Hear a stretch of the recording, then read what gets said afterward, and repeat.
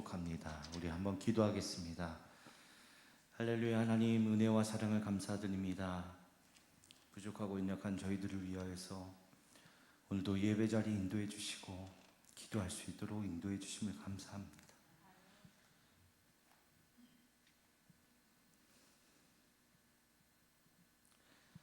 이 시간이 최고의 감사의 시간이 되게 하시고 하나님 앞에 우리의 마음을 드리는 가장 귀하고 복된 시간 될 수 있도록 하나님 인도하여 주옵소서.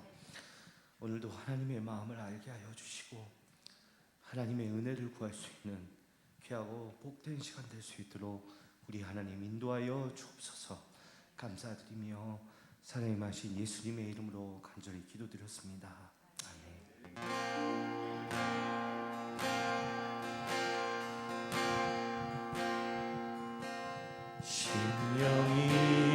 심령이 가난한 자는 천국이 저희 것이요 애통하는 자 복 있네 위로를 받을 것이요 온유한 자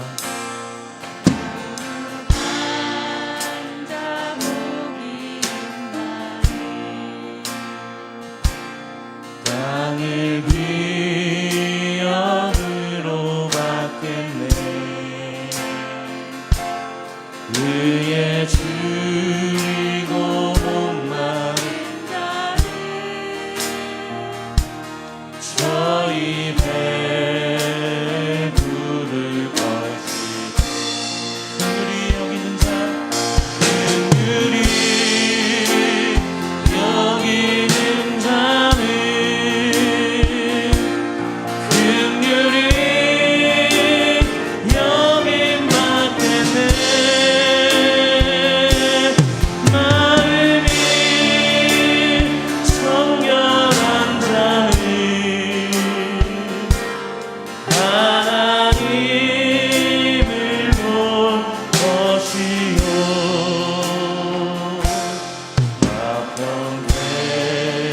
화평케하는 자는 하나님의 아들이라 일컫네 그를 위하여 핍박받는 자 천국이 저희 것이라 내게도 주소서 내게도 주소서 내가 오늘 받기 원하네 나는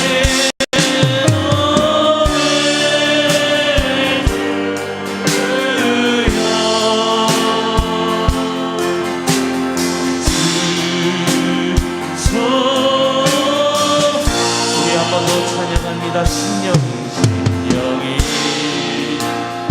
가난한 자는 천국이 저희 것이요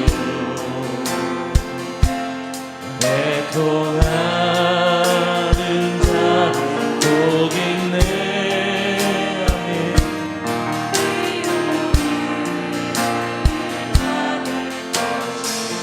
온유한 자 복 있나니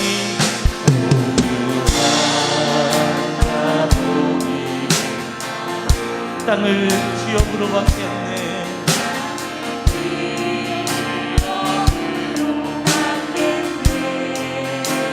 의에 줄이고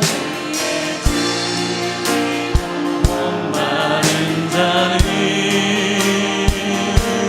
저희 긍휼히 여기는 자 긍휼히 여기는 자는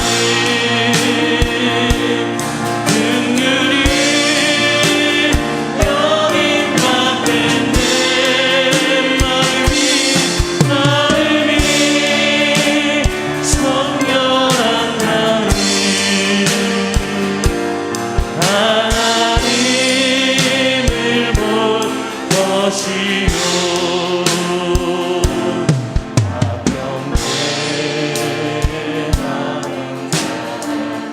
하나님의 아들이라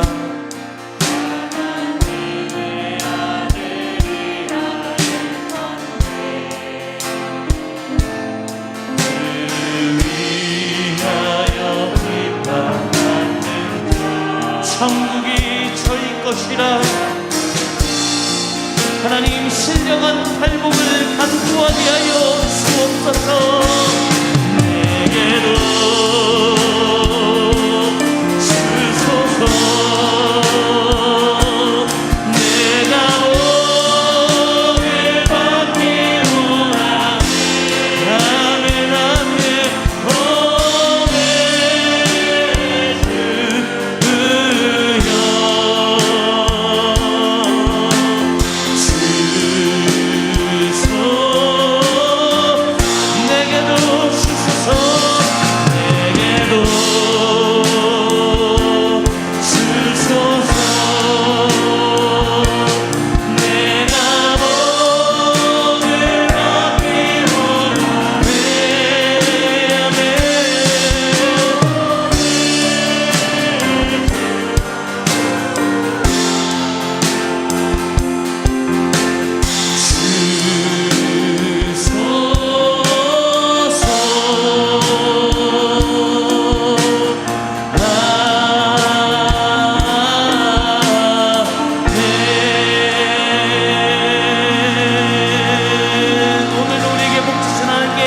영광의 박수 올려드립니다. 할렐루야 아멘.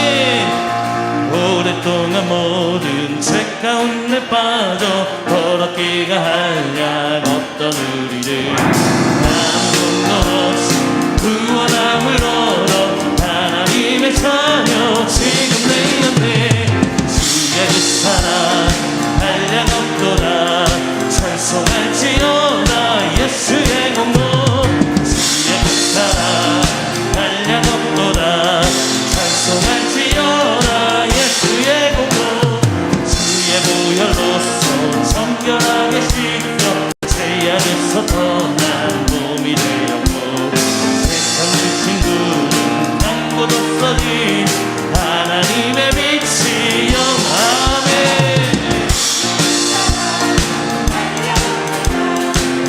찬송할지어다 예수의 공로 주의 그 사랑 한량 없도다 찬송할지어다 예수의 공로 죄의 깊은 담과 뜬 세상의 꿈 어서 깨지어라 나의 친구여. 은혜 받을 날과 구원 얻을 때가 지금 온 세상에 선포되라네.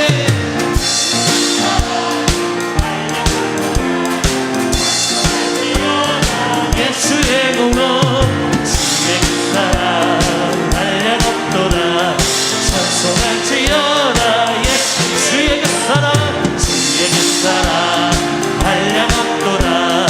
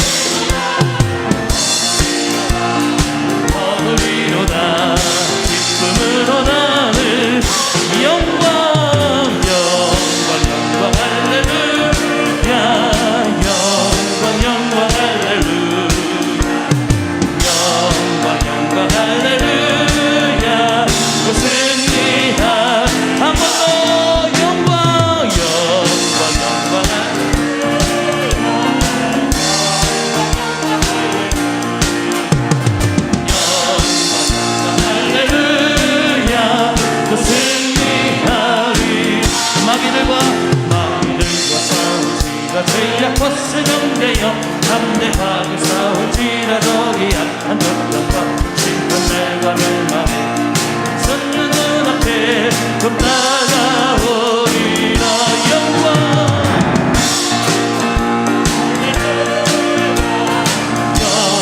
영광 할렐루야 영광 할렐루야 또 승리하리라 마귀들과 싸울지라 제약 벗은 영대여 고함치는 우리들을 흥한하기 아닌가 웃어보도 더러운데 모두 펼쳐버리고 주 예수 붙들라 아멘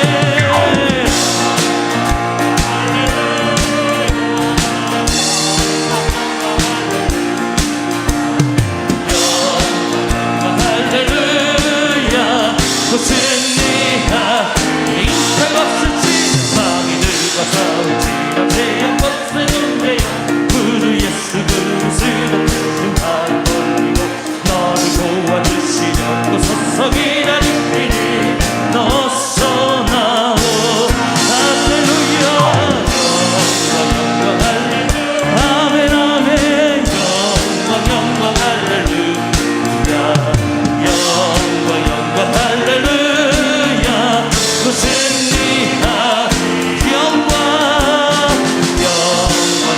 할렐루야 영광 할렐루야 영광 할렐루야 또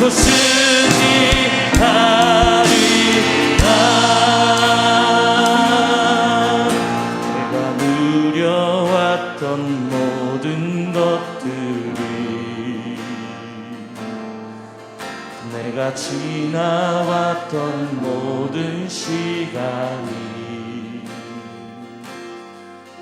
내가 걸어왔던 모든 순간이 당연한 것 아니라 은혜였소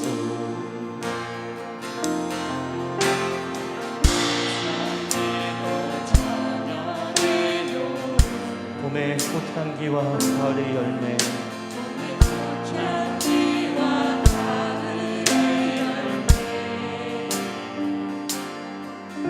변하는 계절의 모든 순간이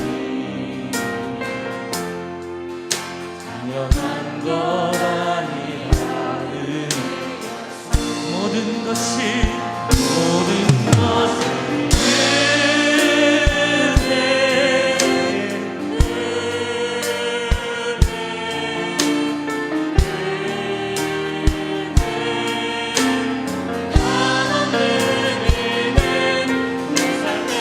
당연한 것 하나도 없었던 것을 모든 것이 우리 한 번 더 가슴에 손을 얹고 내가 누려왔던 모든 것들이 내가 지나왔던 모든 시간이 내가 걸어왔던 모든 순간이 당연한 것 아침 해가 뜨고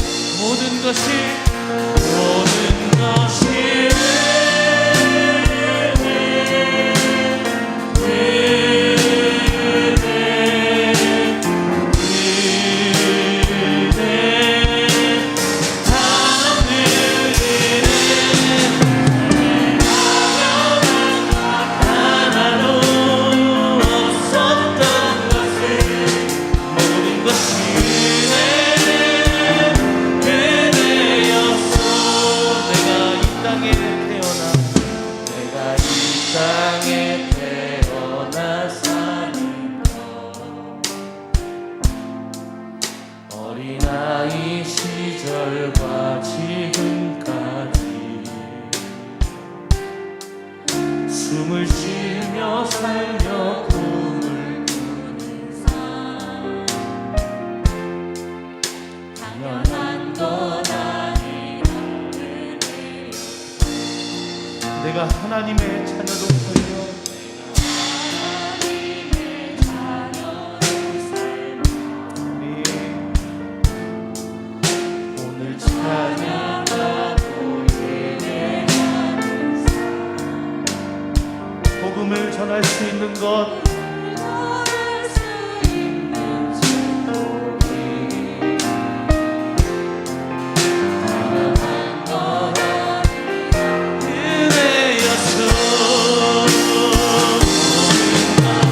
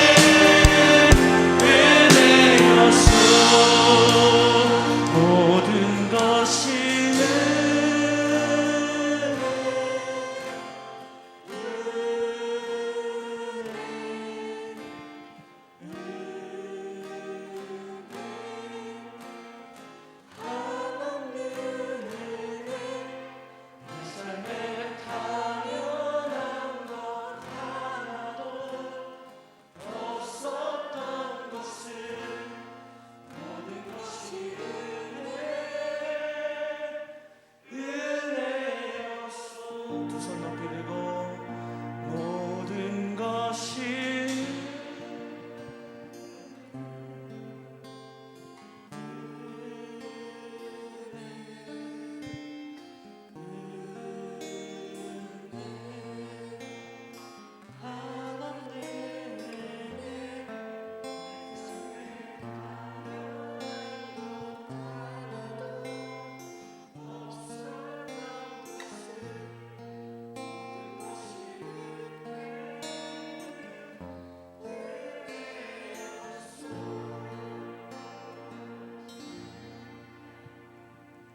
주님 주신 은혜를 기억하며 우리 이 시간 기도하기 원합니다.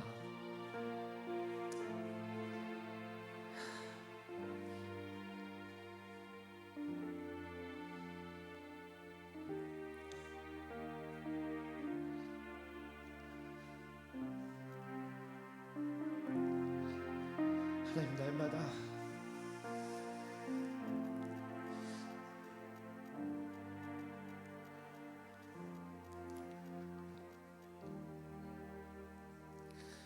습관적으로 살아가는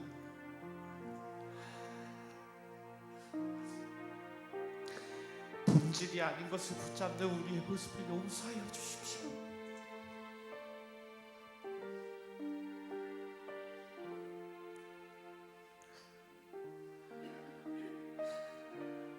하나님, 영혼을 사랑하게 하여 주시고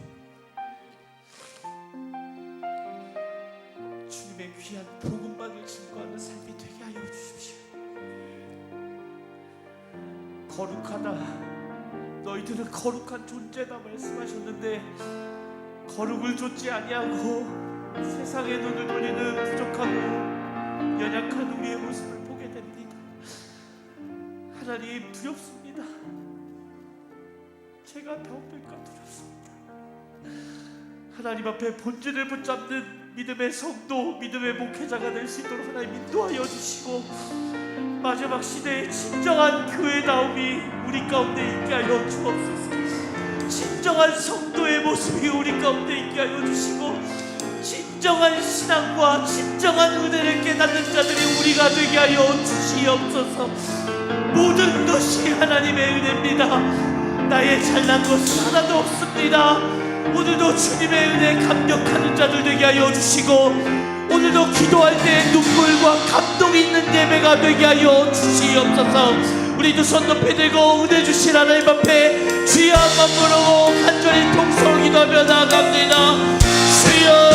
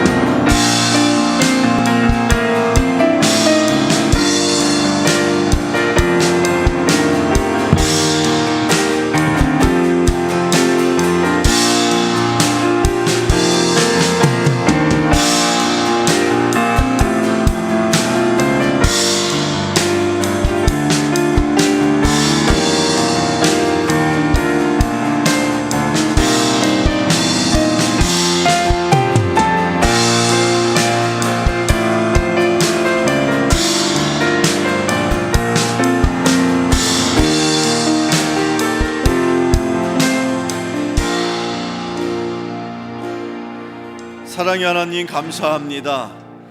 오늘도 거룩하고 복된 주님의 건속들, 주님의 전으로 불러주셔서 이 시간 먼저 하나님 앞에 찬양으로 영광을 올립니다. 특별히 이 시간 구별하셔서 주님 앞에 말씀을 나누는 중에 귀한 깨달음의 은혜를 더하여 주옵시고 또한 저들 기도하는 중에 하늘 문을 여셔서 하나님의 음성을 듣게 하시고 저들의 기도가 상달되고 응답되는 축복의 시간 또한 되게 하여 주옵소서. 예수님의 이름으로 기도하옵나이다. 아멘. 할렐루야. 오늘도 저와 여러분 주님께서 이 자리로 불러주셨습니다. 또한 우리의 찬양과 기도를 받아주셨습니다. 우리의 찬양과 기도를 받으신 하나님 앞에 박수로 큰 영광 올리겠습니다. 우리의 박수는 하나님께서만이 받으실 유일한 영광을 받으실 만한 분이십니다. 여러분 평생 주님을 찬양하며 살아가는 인생 되시기를 축원합니다. 오늘 함께 나누실 말씀 구약성경 사사기 6장 1절의 말씀을 함께 보시겠습니다. 구약성경 사사기 6장 1절의 말씀, 구약성경 사사기 6장 1절 함께 같이 저 화면을 통해서 나오신 본문 같이 읽어볼까요? 시작. 이스라엘 자손이 또 여호와의 목전에 악을 행하였으므로 여호와께서 7년 동안 그들을 미디안의 손에 넘겨주시니. 아멘. 자, 오늘 말씀의 제목을 한번 같이 저를 따라서 한번 이렇게, 자, 저기 화면에도 있는데 오늘의 말씀의 제목 읽어보실까요? 시작. 뉘우침 없는 부르짖음. 자, 저는 이제 11월 달 들었으면서 새벽 기도회 뿐만 아니라 지난 주일부터 또 지난주 금요일 계속해서 제가 우리 성도님들과 함께 이 사사기의 말씀을 같이 나누면서 예배를 통해서 또 같이 이렇게 기도를 통해서 은혜를 나누고 있습니다. 지난 11월, 12월 이렇게 2달 동안 여러분들 각자 개별적으로, 개인적으로, 가정에서나 여러분의 부모님, 자녀들 다 동일한 그 사사기의 본문을 일단 교회에서 교회 학교부터 시작해서 어른에 이르기까지 매일 묵상이라는 그 책자를 여러분들에게 나눠드렸고, 또 우리 자녀들도 그 말씀으로 주일날 설교나 또는 분반 공부를 진행하고 있습니다. 그래서 바람이 있다면 여러분들께서 가정에서 여러분들의 자녀와의 대화 속에서도 그렇고 어느 때든지 항상 그 일관된 말씀을, 그 일관된 주제를 통해서 같이 은혜를 나누시고 늘 그 말씀이 서로 부모와 또 그 자녀 세대에 서로 소통할 수 있는, 그래서 말씀을 통해서 하나가 되고 또 그 말씀을 중심으로 그 가정의 기도의 제목이 하나가 되고 또 그렇게 해서 그 가정이 온전히 세워질 수 있기를 축원합니다. 우리 교회가 3가지 세워놓은 우리 교회의 비전이 있죠. 예배와 또 교육과 또 선교입니다. 근데 그 예배, 먼저 세워야 할 그 순서상 예배가 세워져야 한다면 예배 안에는 또 무엇과 무엇이 있을까요? 예배 안에는 무엇과 무엇이 있습니까? 말씀이 있죠. 또 찬양이 있죠. 또 기도가 있습니다. 이게 3가지가 순서가 먼저 무엇이 먼저고 나중이 아니라 이 말씀과 기도와 찬양이 하나로 연결되고 어우러질 때 온전히 예배가 세워지는 것입니다. 따라서 여러분들, 우리가 이 예배를 통해서 찬양 드리고 또 기도하고 말씀을 통해서 그렇게 하나가 될 때, 예배를 통해서 우리가 하나가 될 수 있도록 성령께서 예배를 주관하십니다. 예배를 아무에게나 맡기시지 않습니다. 예배를 아무렇게나 드리는 교회는요, 문 닫게 하나님이 만드신답니다. 그게 말라기의 말씀이에요. 구약시대에 이스라엘 백성들이 그냥 예배를 형편없이 드렸어요. 성경에 오죽하면 하나님께서 너희들처럼 도대체 그렇게 얼렁뚱땅 말도 안 되는 예배를 드릴 것 같으면 차라리 내가 그 예배를 받기 싫으니까 누군가 내 마음에 저 성전문을 누군가 못을 쳐서 문을 닫아버리면 좋겠다. 너희들이 드리는 그렇게 성의 없는 그런 예배는 내가 도대체 받을 수 없다. 그렇게 말씀하시고 구약시대의 마지막 말라기서에서 마지막 선지자를 통해서 그 이후에 400년 동안 하나님이 이스라엘 백성들에게 말씀을 주시지 않습니다. 꼭 기억하셔야 돼요. 그 구약과 신약의 그 암흑시대가 왜 도래했었느냐, 무엇 때문에 하나님께서 이스라엘 백성들에게 그렇게 벌을 내리셨는가. 이유는 그들이 제대로 섬겨야 될 하나님 앞에 그들의 예배가 훼손되고, 뭐 이게 귀찮은데 무슨 흠없는 어린 양, 그냥 성전 앞에서 그냥 얼마 주고 사면 되지, 기왕이면 싼 거 사야지. 아니 싸다고 사서 보니까 여기저기 흠집이 있는데 에이 괜찮아, 뭐 이거 어차피 각을 떠가지고 불태워서 없어질 건데 뭐 흠 정도 있는 건 뭐가, 이런 식으로 예배를 드렸다는 거예요. 여러분, 하나님은요 겉으로 보이는 모습 이전에 그들의 마음을 다 알고 계십니다. 우리가 예배를 그냥 겉으로는 그럴듯하게 드린 것 같아도 하나님이 그걸 보시고 야, 이걸 예배라고 드리느냐.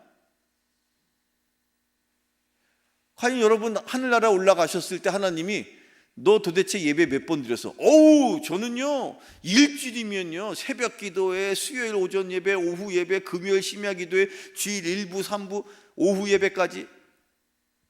자, 그런데 문제는, 그래? 나는 도대체 네가 예배 드리는 거 한 번도 받은 적이 없는데? 이러신다면 어쩌실 겁니까, 여러분? 이스라엘 백성들이 그랬다는 거예요. 여러분 주변을 보십시오. 우리 교회 말고도 이 평택에만 어마어마하게 많은 교회들이 있죠. 근데 어떤 교회는 부흥하는 교회가 되고 어떤 교회는, 죄송한 표현입니다만, 문 닫는 교회가 될까? 이유가 무엇인가? 단 하나의 이유가 있다면 예배입니다. 예배. 하나님이 제대로 예배 드리는 교회는요 그 예배를 받기를 원하셔서 그 예배를 드릴 사람들을 자꾸 부르시는 거예요. 그래서 예배자를 찾으시는 거예요. 마지막 때에 영과 진리로 예배 드리는 자를 찾으신다고. 그 예배 드리는 자가 모이는 교회는 부흥하는 겁니다. 저는 부흥하는 교회에 있어 봤어요. 왜 교회가 부흥한다고 생각하십니까? 여러분 겉으로 볼 때는 뭐 그럴듯하게 무슨 뭐 엄청난 무슨 시설이 잘 돼 있고 프로그램이 빵빵하고, 여러분 겉으로는 그렇게 보일지 모르겠지만 그 속에는요 정말로 예배에 목숨을 거는 사람들이 있어요. 그 자막 한 글자 틀린 것 때문에 그냥 부르르 떨면서. 우리 교회가 그런 교회가 되면 하나님이 그 교회를 그냥 두시겠습니까? 하나님이 축복하시는 교회, 하나님의 복을 받는 성도들 되시기를 축원합니다. 오늘 이 본문에 이스라엘 백성들이 또다시 하나님 앞에 악을 범했다 그랬어요. 이스라엘 구약 시대의 사사기가 대략 한 300년이라는 역사 시간을 기록한 책인데, 정확하게는 299년이랍니다만 어쨌든 300년이라는 기간 동안에 무려 7번씩 계속해서 하나님 앞에 징벌을 받는데, 그때마다 여기 표현됐기를 또 여호와의 목전에서 악을 행하였다. 그 바람에 하나님께서 당시의 이방 민족이었던, 우상을 숭배하는 이방 민족이었던 미디안 족속을 통해서 이스라엘 백성들을 혼내주십니다. 그래서 무려 7년 동안 아주 그냥 도망 신세가 돼가지고 땅에 굴을 파고 그러면서 살았단 말이에요. 자, 여러분 생각에 그들이, 즉 이스라엘 백성들이 그렇게 하나님 앞에 악을 행하였다고 그렇게 기록되어 있으니 여러분 생각하실 땐 그러면 그들이 도둑질하고 싸우고 맨날 살인하고 그랬을 거다라고들 여러분 생각하실 수 있는데, 과연 하나님이 보시는 악이란 과연 무엇인가? 하나님은 무엇을 악이라고 말씀하실까? 우리가 생각하는 윤리 도덕적인 어떤 그 가치 기준에 따른 그것이 과연 하나님이 보시는 악일까? 아니면 겉으로는 윤리적이고 도덕적으로 살아가요. 착하게 사는 것 같아요. 그런데 하나님 보실 때 너희들 잘못하고 있다라고 말씀하신다면 그 하나님이 기준으로 삼으시는 그 악, 그 죄가 과연 무엇인지 우리가 깨달아야 합니다. 그래서 우리가 하나님 앞에 온전히 진심 어린 하나님 앞에 회개를 통해서 부르짖을 때, 그때 비로소 하나님께서 우리를 다시 회복시켜 주심을 꼭 기억하시기를 축원합니다. 저를 따라서 이렇게 고백합시다. 분별해야 합니다. 분별한다는 건 무엇이, 이게 죄송한 표현인데 자꾸 나와서 죄송합니다만 이게 똥인지 된장인지, 여기 지금 이렇게 숙녀분들도 계시고 어린 학생들도 있는데 이게 선인지 악인지 구별하는 걸 말해요. 이게 내가 잘하는 건지 잘못하는 건지를 우리가 분별할 수 있는 분별력이 없으면 그냥 내가 하는 게 다 잘한다고 생각해요. 나 이거 잘하고 있잖아. 분별력이 없으니까 뭐가 잘못인지 그걸 깨닫지를 못하는 거예요. 누가? 이스라엘 백성들이 그랬단 말이에요. 하나님이 뭘 악이라고 말씀하시느냐? 성경 말씀을 예레미야 2장 13절을 보세요. 뭐라고 말씀하시는가? 시작. 내 백성이 두 가지 악을 행하였나니 곧 그들이 생수의 근원이 되는 나를 버린 것과 스스로 웅덩이를 판 것인데 그것은 그 물을 가두지 못할 터진 웅덩이들이니라. 아멘. 하나님이 예레미야 선지자를 통해서 이스라엘 백성들이 지은 악을 크게 두 가지로 비유적으로 설명을 하세요.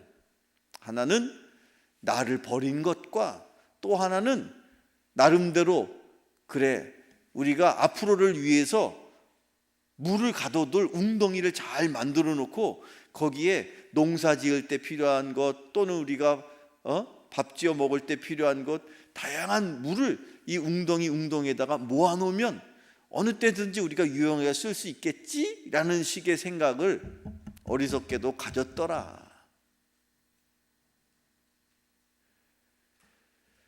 그 웅덩이는 그런데 알고 보니까 터진 웅덩이라 물을 모아둬도 물이 빠져나가니 그렇죠. 웅덩이를 파가지고 물을 모아놓을 게 아니라 끊임없이 솟아나는 샘물을 찾아야지. 영원히 마르지 않는 생수와 같은 샘물을 찾지를 못하고 내 눈앞에 있는 물을 모아놓으면 이게 언제든지 내가 목마르면 마실 수 있을 것이라는 착각 속에 빠졌더라는 거예요.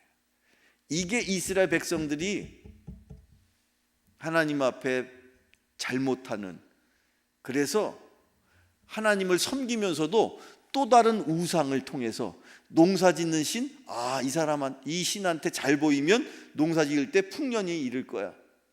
또 구약 시대를 말하는 거예요. 다양한 많은 우상들이 있는데 그 중에 파리 또는 모기 이런 걸 만들어 놓고 파리 신을 만들어 놓고 당시에 파리가 우상이었단 말이에요. 바알이라고 말하는, 바알세불이라고 말하는 그런 어처구니없는 일들을 이스라엘 백성들이 하면서도 이게 죄인지를 모르더라는 거예요. 분별력이 없으니까 뭐가 잘못인지를 모르는 거예요. 꼭 여러분, 저나 여러분 그런 분별력이 있어야만 우리가 온전히 회개할 수 있다는 거예요. 이스라엘 백성들이 이방 백성이 즉 미디안 족속이 막 힘들게 하고 억압하고 농사지면 빼앗아가고 재물을 모아놓으면 다 빼앗기고 그러니까 하나님 제발 살려주세요 살려주세요 울부짖기는 하는데 도대체 자기들이 뭘 잘못해가지고 그런 어려움을 겪는지를 모르는 거예요. 간신히 부르짖어가지고 하나님이 불쌍하게 여기셔서 그래 하고선 또 선지자를 보내주고 잠깐 또 이제 선지자를 보내주어가지고 선지자가 미디안 족속같이 이방 백성을 물리치면 반짝 좋아져가지고 하나님 감사합니다. 그리고 여전히 자기들이 잘못하고 있는 걸 고치질 않아요. 이게 잘못하고 있는지를 모르니까 고치지를 못하는 거야. 그러니 먼저 우리가 구별해야 한다. 뭐가 선이고 뭐가 악인지를 구별해야 된다. 하나님 보실 때 뭐가 악이냐? 나를 버린 것과 내가 아닌 다른 신을 섬긴 것, 그것이 잘못이다, 그것이 죄악이다라고 하나님이 말씀하고 계신다는 것이죠. 예수님께서도 일찍이 제자들이 예수님 당시에 예수님 무엇이 악이고 무엇이 죄입니까? 물어봤어요. 그 전까지는 그 죄와 악을 율법이라는 것이 있어서 그 율법이 기준이어 가지고 그렇게 죄는 무엇이다 악은 무엇이다를 기준 삼았는데 예수님이 오셔가지고 이제 율법은 폐기되었고 내가 율법을 완성했으니 더 이상은 율법이 아니라 복음으로 너희들이 살아야 된다 그렇게 말씀하시거든요. 그러니 여전히 그 유대교에 쩌들었던 그 제자들 입장에서는 그래도 뭔가 죄가 있고 악이 있을 텐데 뭐가 죄입니까? 뭐가 악입니까? 궁금하잖아요. 여러분, 그랬을 때 예수님이 뭐라고 말씀하시느냐? 성경 말씀 요한복음 16장 9절을 읽어볼게요. 요한복음 16장 9절 예수님의 말씀이에요. 시작. 아멘. 죄는 한마디로 뭐예요? 예수님을 안 믿는 게 죄란 말이에요. 도둑질하고 싸우고 거짓말하고 이런 것도 다 죄 아닙니까? 네, 그렇죠. 근데 이런 윤리적인 도덕적인 죄를 말하는 게 아니야. 윤리적이고 도덕적인 죄, 그렇다고 우리가 윤리적이고 도덕적으로 올바르게 깨끗하게 살면 구원받는가? 착하게 살면 구원받아요? 착하게 살면 세상 사람들이 칭찬할 수는 있어도 착하게 사는 것보다 더 중요한 건 믿음으로 사는 거야. 여러분, 이상구 박사라고 들어보셨어요? 엔돌핀이라고 이야기 들어보셨죠? 80년대 90년대에 과거에 제가 80년대 90년대 당시에 텔레비전 틀면 그 아침마당이라든지 뭐 이런 특별 프로그램 같은 거 이렇게 보다 보면 그 엔돌핀 박사라고 이상구 박사라는 분이 나오시는데 지금은 나이가 한 70 중후반 이상 됐을 거예요. 그분이 한 2년 3년 전까지 안식교 교인이었어요. 대략 한 35년 이상을 그렇게 안식교 교인으로 살았다고. 그분이 원래는 연세대 의예과 출신이고 30대 초반에 미국으로 건너가서 미국에서 의사가 된 사람이에요. 그리고 미국에 있는 한 대학교에서 교수로도 일을 했는데 뭐 그게 우연인지 운명인지 어쨌든 그가 몸담았던, 즉 이상구 박사가 몸담았던 대학이 안식교 재단의 대학이었어. 그 대학의 병원에서도 일했는데 어쨌든 그 교수직을 하는 동안에 안식교를 접하게 된 거예요. 그래서 그 이후로 안식교의 이 말씀, 안식교의 교리를 맹신하면서 그렇게 의사로 교수로 활동하다가 유명해지면서 엔돌핀 박사로 한국에 알려진 거야. 한국에 알려질 당시에 이미 안식교인이었다고. 자, 그러던 중에 한 10여 년 전, 지금으로부터 한 2, 3년 전 한국에 귀국을 했어요. 그때까지도 안식교인이었어요. 그런데 지금 뭘 하고 계시느냐? 저기 속초에 가면 뉴스타트인가 하는 어떤 그런 그 힐링 센터 같은 걸 만들어 가지고 의술이 못 고치는 병, 암이라든지 뭐 이런 어떤 그 병들을 그런 말씀과 또 훈련을 통해서, 물론 의술도 같이 병행하면서 그렇게 치료하는 그런 활동을 지금 현재까지도 하고 계세요.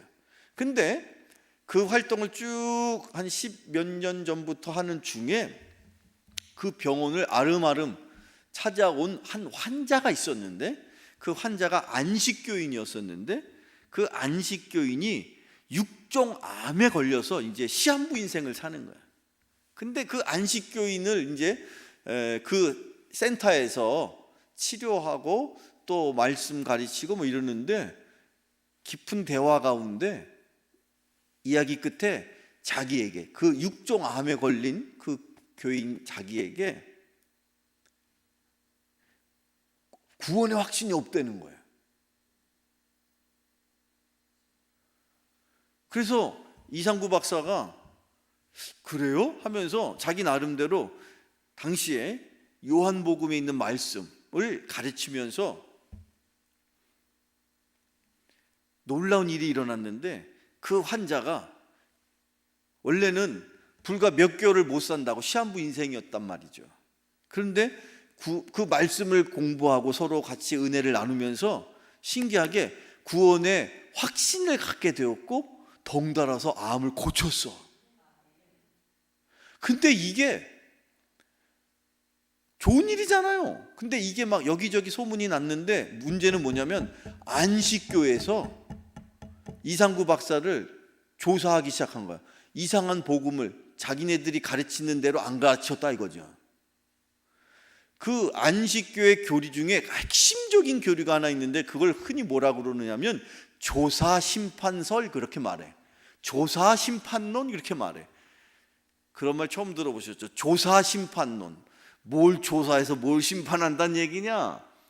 우선 간단하게 말하면 이 안식교인들은요, 원래 안식교의 출발은 1850 몇 년도 미국에서부터 시작한 거야. 근데 시한부 종말론을 믿는데 그 가운데는 어떤 구원관이 있냐면 예수님의 십자가에서의 피 흘림, 그것으로 우리의 죄가 다 해결됐다. 믿으십니까? 못 믿으세요? 여러분, 예수님이 2000년 전에 십자가에서 여러분의 죄 때문에 돌아가셨습니다. 믿으십니까? 여러분, 그 순간에 여러분의 죄는 용서를 받았습니다. 그래서 여러분에게는 이미 영생의 약속이 여러분에게 주어졌고 이미 여러분의 영혼은 영생을 살고 있고 이 땅에 주님이 다시 재림하시는 그 순간 또는 여러분이 재림하시기 전에 하나님이 불러 가시는 그 순간에 여러분의 육신의 삶이 영원한 삶을 살게 돼 있습니다. 그게 우리의 구원관이잖아요. 그런데 조사심판론이라는 건 뭐냐면 예수님의 구원이 십자가에서 완성된 게 아니라 그때 시작이 되었다는 거예요.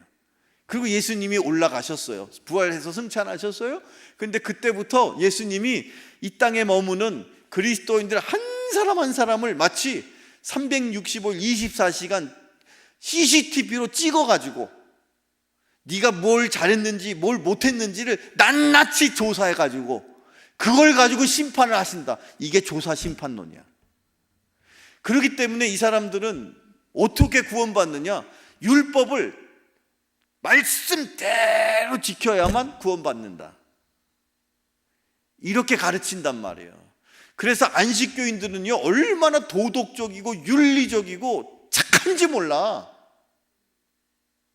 오히려 일반 개신교인, 장로교, 감리교 이런 일반 개신교인보다 훨씬 더 도덕적으로 윤리적으로 산단 말이에요. 절대 그 사람들 술 담배 안 하고 절대 노래방 안 가고 절대 음란한 그런 짓거리 안 한단 말이에요. 절대 가요 같은 거 안 부른단 말이에요. 그러니 우리가 볼 때는 대단하잖아, 그 사람들이. 근데 문제가 뭐냐면 그 구원관에 있어서 문제가 있는 거예요. 저와 여러분이 뭘 잘해서 우리가 구원받는 게 절대 아닙니다. 따라서 반대로 우리가 뭘 못했다고 해서 여러분이 도덕적으로 윤리적으로 엄청난 흠결이 있다고 해서 그것 때문에 여러분의 영혼이 취소가 되는 게 여러분의 구원이 다시 원래 구원 안 받은 것처럼 되돌아가는 법이 없단 말이에요. 하나님이 여러분을 한번 구원하기로 하셨으니 그래서 예수님을 피값으로 여러분의 죄값을 치르게 하셨으니 그것으로 완벽하게 여러분 구원받은 줄로 믿으시길 축원합니다.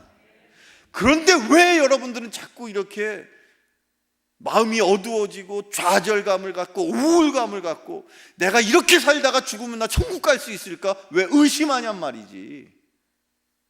다 마귀가 여러분을 구속하는 거야. 그래서 우리는 예수님 덕분에 모든 우리의 육신과 영혼의 모든 문제에 자유할 수 있단 말이죠.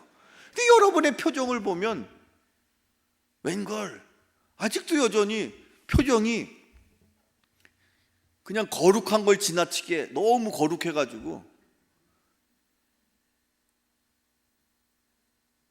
찬양을 막 그냥 그렇게 불러도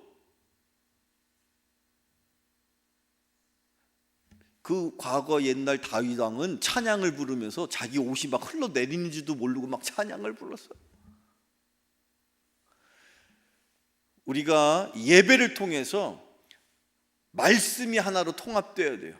그 어른 예배부터 아이들 유치원 그 유아부까지 모든 말씀을 하나로 통일시키자. 세대가 통합되어야 되니까 말씀이 하나가 되어야 되고 또 뭐가 하나 되어야 되느냐? 찬양이 하나가 돼야 돼. 찬양이 하나가 되어야 된다는 얘기는 뭐냐? 찬양을 통해서 우리 교회 공동체가 남녀노소가 하나로 영적으로 하나가 되는 그 놀라운 감격을 우리가 누릴 수 있어야 돼요.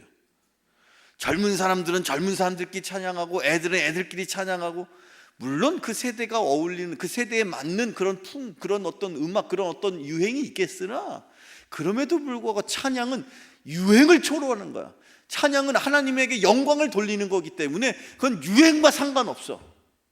뭐 옛날 노래라고 그게 우리 젊은이들이 찬양을 못 부를 것도 아니고, 최신 노래라고 우리 나이 드신 분들이 못 따라할 것도 아니에요.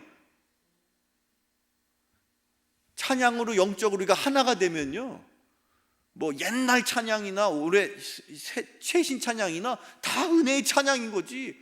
난 저 모르는 찬양이니까 이빨 굴고 있고,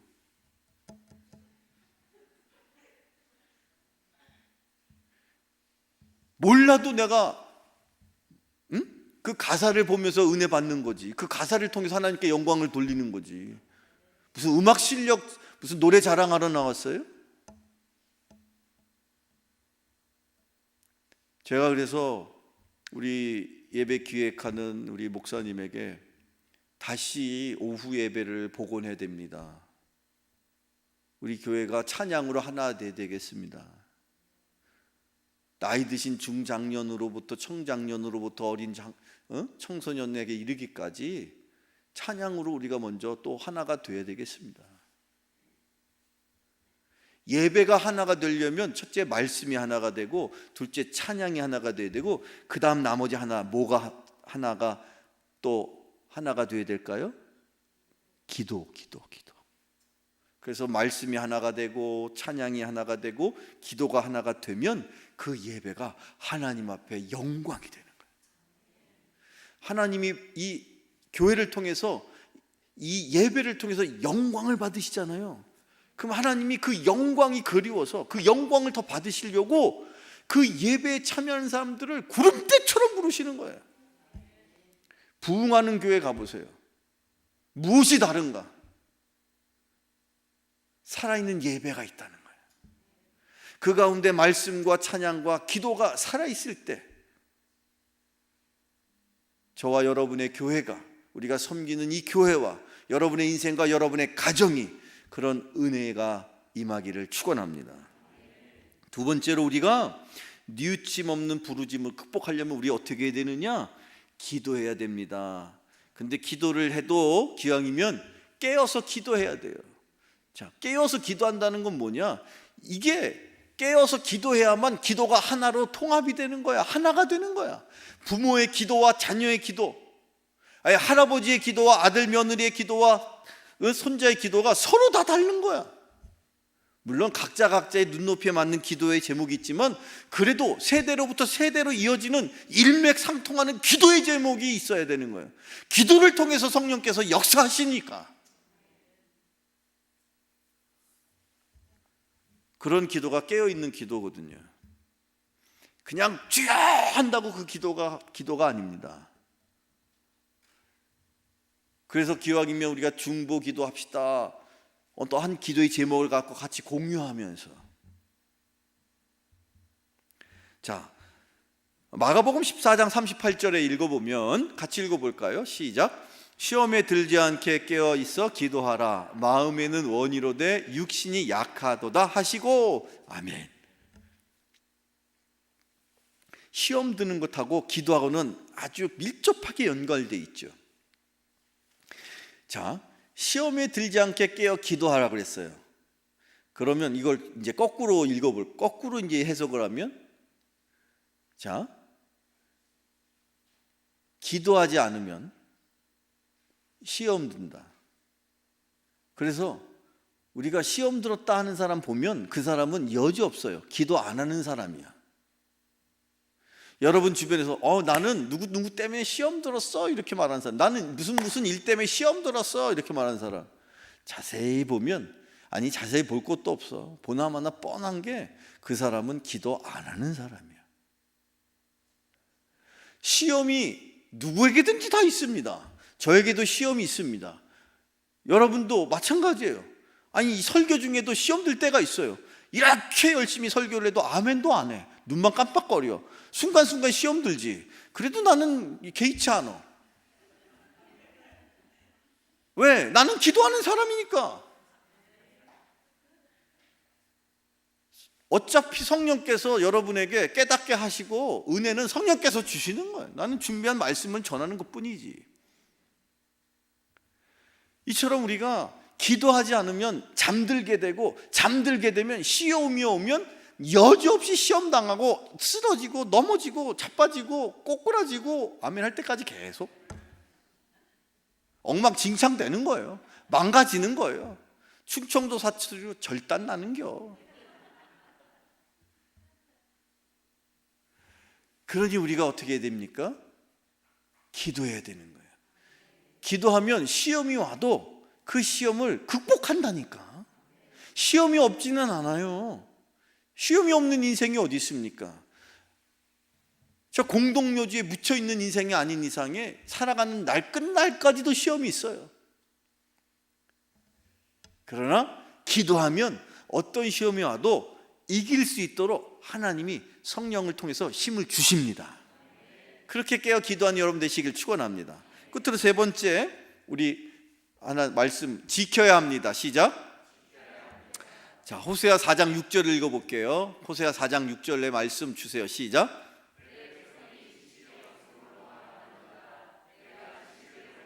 나도 너를 버려 내 제사장이 되지 못하게 할 것이요 내가 내 하나님의 율법을 잊었으니 나도 내 자녀들을 잊어버리리라. 아멘. 이 구약의 말씀인데 여기서도 그냥 이 문장을, 이 그 성경 구절을 하나님의 율법을 잊었으니 그랬으니까 우리가 지켜야 된다. 그럼 뭘 지켜야 된다는 걸로 여러분 이해하십니까? 율법을 지켜야 된다라고 이해하는 건 오해라는 거야. 율법은 이미 폐기가 됐어. 누구를 통해서? 예수님을 통해서. 율법이 왜 구약시대까지 여전히 유효했느냐면 이유는 한 가지. 그때까지도 저 호세아를 쓸 때에도 그렇고 구약성경의 마지막 말라기를 쓸 때까지도 그렇고 하나님이 모세를 통해서 율법을 주신 그 이후로 말라기 시대까지 단 한 번도 이 땅에 살았던 많은 백성들 중에, 많은 하나님의 자녀들 중에 단 한 사람이라도 율법대로 사는 사람이 한 사람도 없었어. 그러니 하나님께서 도대체 체면이 뭐가 돼? 그래도 모세에게 율법을 이스라엘 백성들에게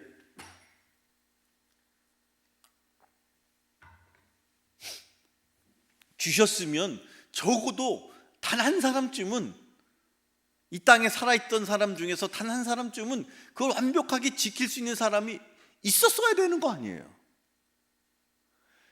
그러니 하나님께서 야, 이거 도대체 하나님 율법을 지키라고 줬는데 처음에는 많이들 지키려고 노력을 했는데 인간의 힘으로는 이게 지킬 수 없는지라.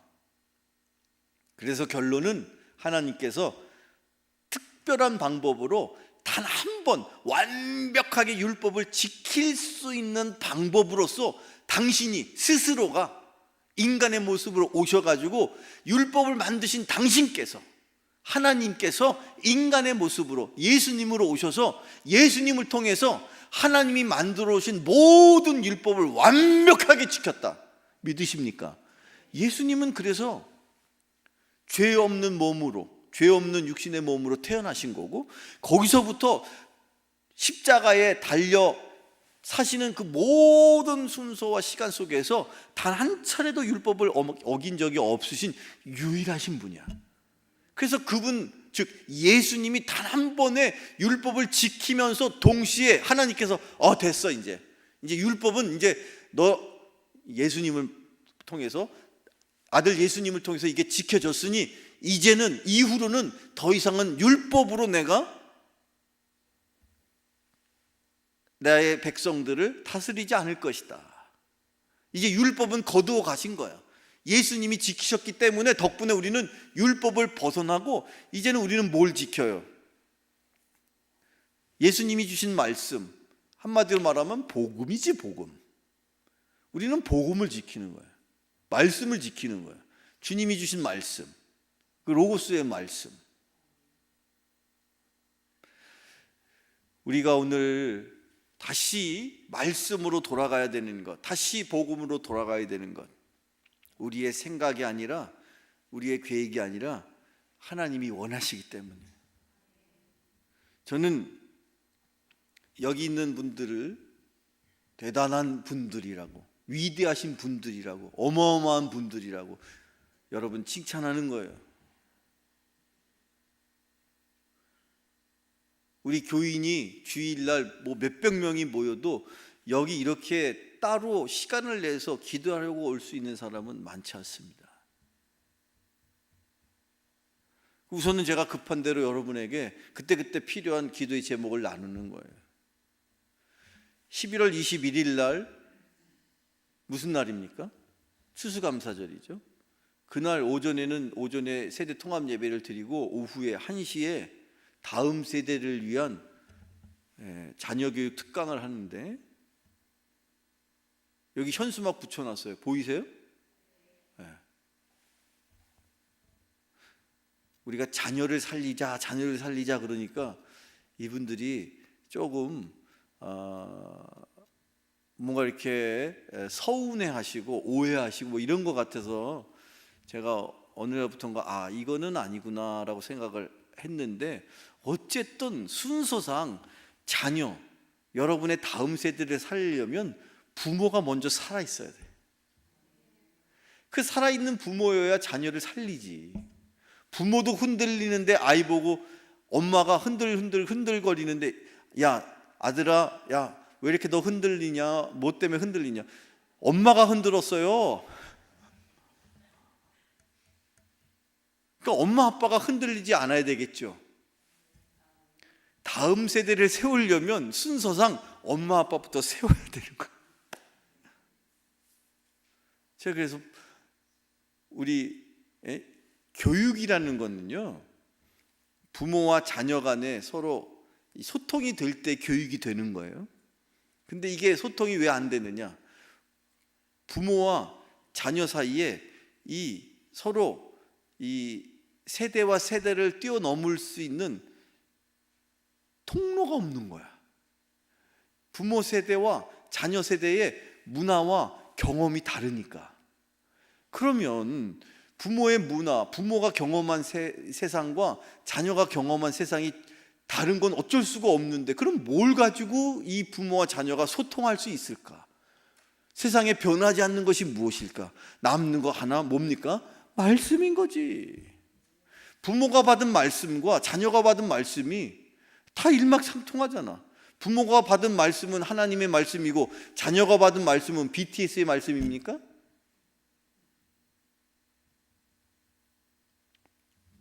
BTS 하면 부모님 세대는 비틀즈 얘기인가 그럴 거예요.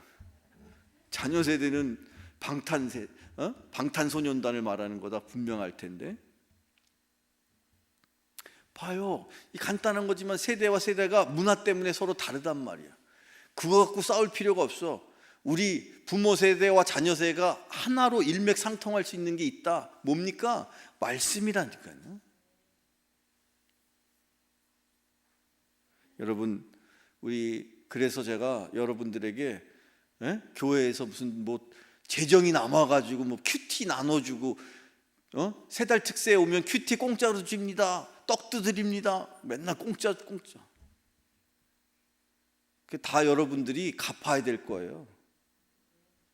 여러분들, 우리가 큐티 자꾸 이렇게 하자 하는 거는 말씀으로 하나가 되어야 되기 때문에 기억하십시오. 여러분, 우리 교회는 이제 예배를 통해서 말씀과 기도와 찬양이 하나가 될 때 그 다음 세대를 책임지고 교육을 통해서 이 땅에 하나님의 놀라운 능력을 발휘하는 교회가 되면, 저의 꿈은 뭔지 아세요? 우리의 자녀들 가운데 세상을 향하여 각자 자기의 달란트대로, 자기의 직업대로, 자기의 비전대로 그들이 살아가는 그 세상 속에서 선교사가 되는 거야. 여러분의 자녀를 그 자녀가 머무는 곳에서, 그게 직장일 수도 있고 가정일 수도 있고 학교일 수도 있고 때로는 어디든지 간에 그곳에서 주님의 복음을 전하는 선교사적인 삶을 살아갈 수 있는 자녀로 만드는 거, 그게 우리 교회의 마지막 비전인 줄로 믿으시길 축원합니다. 기도하겠습니다. 안세진, 안채린, 유아부 생일 감사 예물 올리셨습니다. 정유자 권사님 1,000번째 예물, 장경환 성도님 감사 예물 올리셨습니다. 거룩하신 아버지 하나님, 우리 가운데 그 놀란 하나님의 기적의 역사를 보기를 원합니다. 오늘 이 밤에 우리의 기도가 온전히 하늘 보좌에 상달되기를 원합니다. 감사 예물도 주님 기쁘게 받아 주옵시고 우리의 기도가 아름다운 향이 되어 하나님 흠양하여 주옵소서. 예수님의 이름으로 기도하옵나이다. 아멘.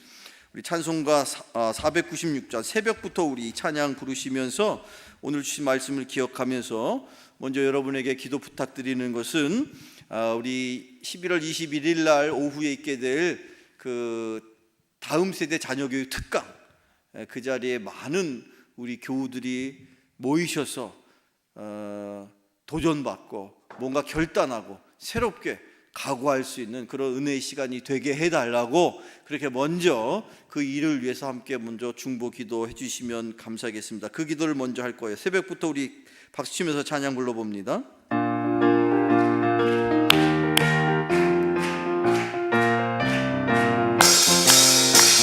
새벽부터 우리 사랑함으로써 저녁까지 시를 부려봅시다. 열매 쌓자이고 복식 거둘 때에 기쁨으로 너를 거두리로다. 거두리로다 거두리로다 기쁨으로 너를 거두리로다. 거두리로다 거두리로다 기쁨으로 너를 거두리로다. 비가 오는 것과 바람 부는 것을 머물지 말고 누려봅시다. 복식 거둘 때에 기쁨으로 너를 거두리로다. 아멘. 거두리로다 거두리로다 기쁨으로 너를 거두리로다. 거두리로다 거두리로다 기쁨으로 너를 거두리로다. 씨를 뿌릴 때에 나지 아니할까 염려하며 시리 애탈지라도 낮은 계속해서 칭찬하시니 기쁨으로 너를 거두리로다. 거두리로다 아멘. 거두리로다 아멘. 기쁨으로 너를 거두리로다. 거두리로다 거두리로다 기쁨으로 너를 다시 한번 거두리로다. 거두리로다 아멘. 거두리로다 아멘. 기쁨으로 너를 거두리로다. 거두리로다 거두리로다 기쁨으로 너를 거두리로다. 우리 다같이 주여 한번 외치고 통성으로 기도합니다. 주여.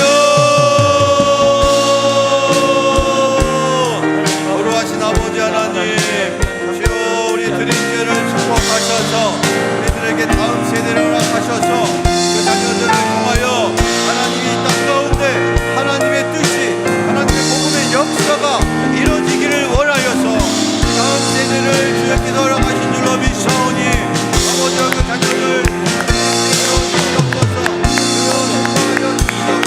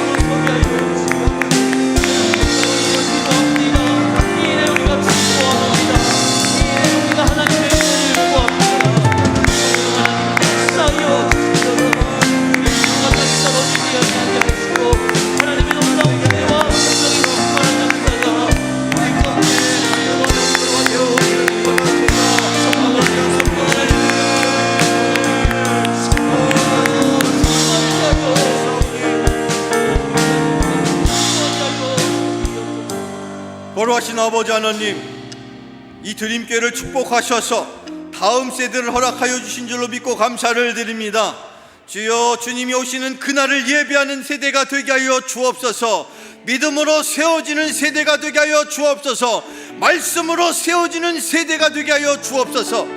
특별히 이 다음 세대를 위하여 부모를 먼저 주님 세워 주옵소서. 흔들리지 않는 믿음의 반석 위에 저들을 세워 주옵소서.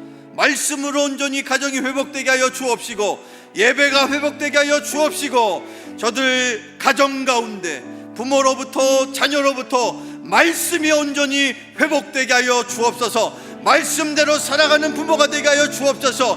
말씀대로 믿음대로 그 가정을 이끌어 나아갈 때에 말씀으로 자녀를 양육하게 하여 주옵시고, 믿음으로 자녀를 양육하게 하여 주옵시고, 하나님 보시기에 합당한 자녀가 되어서 하나님을 영원롭게 하는 자녀 되게 하여 주옵소서. 예수 이름으로 명하노니 저들의 자녀를 통하여 하나님 앞에 영광을 돌릴지어다. 거룩하신 아버지 하나님, 이 악한 세대에 흔들리지 않는 믿음 허락하시고, 말씀으로 견고하게 우리 자녀들을 양육하는 우리 부모들 되게 하여 주옵소서. 예수님의 이름으로 기도하옵나이다. 아멘. 계속해서 함께 기도하겠습니다. 말씀드린 것처럼 우리의 가정의 자녀를 온전히 세우기 위해서 그 부모가 먼저, 아비가 먼저 세워지게 하시고, 어미가 먼저 온전히 믿음으로 세워질 때에 그 가정이 더욱 견고해질 줄로 믿습니다. 우리의 가정의 아비와 또 어미를 위해서 믿음의 가정으로 온전히 세워지기를 원해서 우리의 가정의 부모들을 위하여 다시 한번 주 한번 외치고 동성으로 기도하겠습니다. 주여,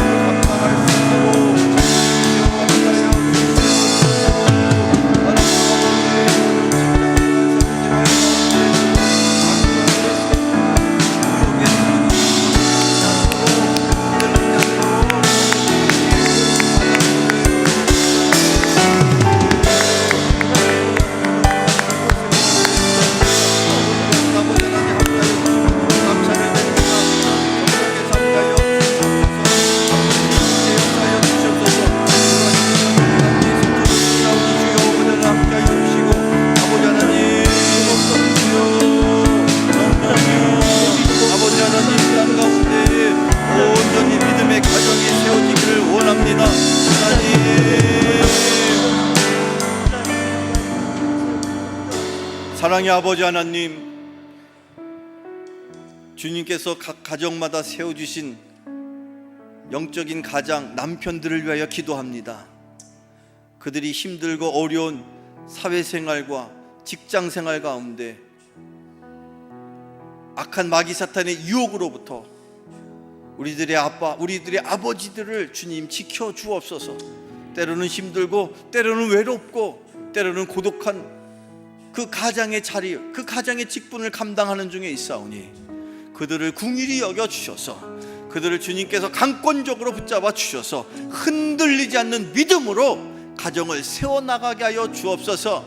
우리들의 가정이 온전히 세워질 때에 그들의 자녀가, 그들의 가정이 온전해질 줄로 믿사오니 주여 우리들의 아버지들을, 우리들의 아비들을 주님께서 주관하여 주옵소서.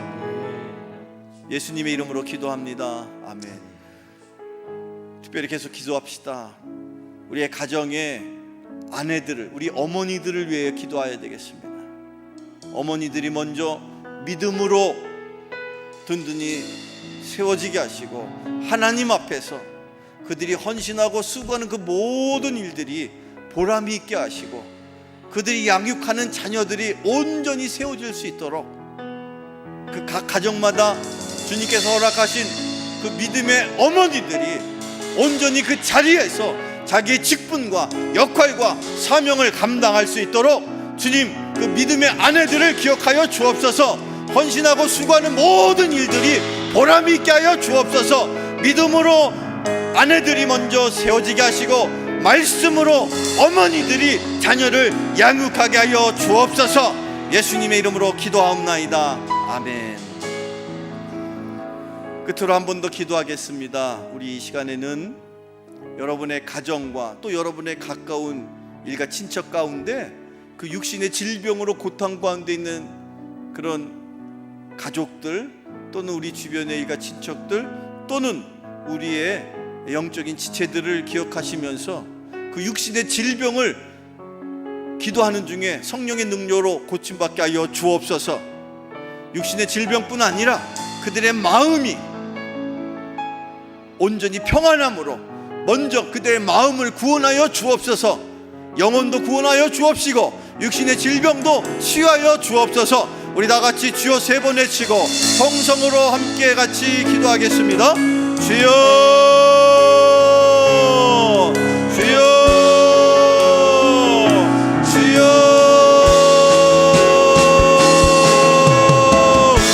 거룩하신 아버지 하나님 감사합니다.